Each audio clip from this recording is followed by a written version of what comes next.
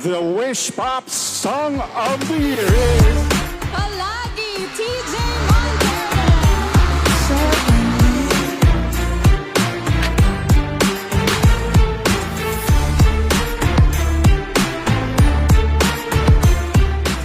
Una sa lahat, thank you Lord. Maraming salamat sa mga kantang pinapadaan mo through me.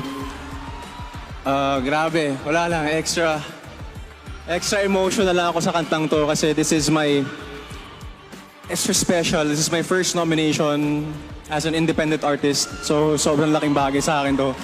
All the hard work, iba rin. So, maraming salamat Wish Music Awards for giving me the chance. At sa aking palagi, KZ, wala siya dito. Pero sa harap ng Araneta, I'll keep you forever. I love you palagi. Thank you! Sa huli,